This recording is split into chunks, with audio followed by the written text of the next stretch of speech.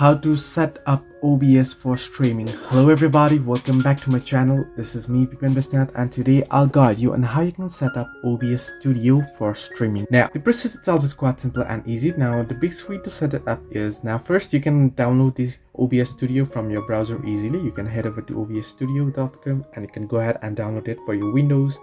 And once you download it, you can go ahead and open it up. I'll just open it up real quick. Now, as you can see, I've set up video recording device and such, so I'll just delete it here and I'll delete this scenes as well. Now, first you'll have to add a sources in order to go ahead and stream, right? Your webcam, your video source. You can add it from the sources option, and you can add filters through the scenes option. Now first I'll just create a scene. You want to click on plus icon there, and then you can name it anything and then click on OK, and then you can right click on it, then you click on filters option. Now if you want to set up a circle webcam or any other shape webcam, then you can set it up from here by clicking on plus icon, and then you can click on the option here that says image, mask or blend. Then you can rename it, click on OK, and now you'll be able to browse to your preset, right?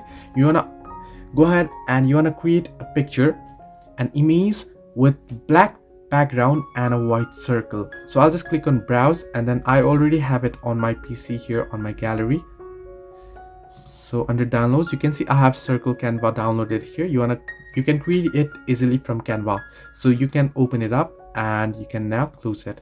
Once you have set it up, you want to set up your video streaming device, your recording device, so your webcam or such. If you are using camera or your PC camera and such, you can tap on plus icon there at the bottom below sources, and then you want to select video capture device, and then now you can create a new one. If you already have added before, you can select add existing, but since you want to set it up, you want to click on create new, rename it, and then click on OK. And now here you can see integrated webcam. You can click on OK, and then it should show up right here. Now the circle webcam is ready.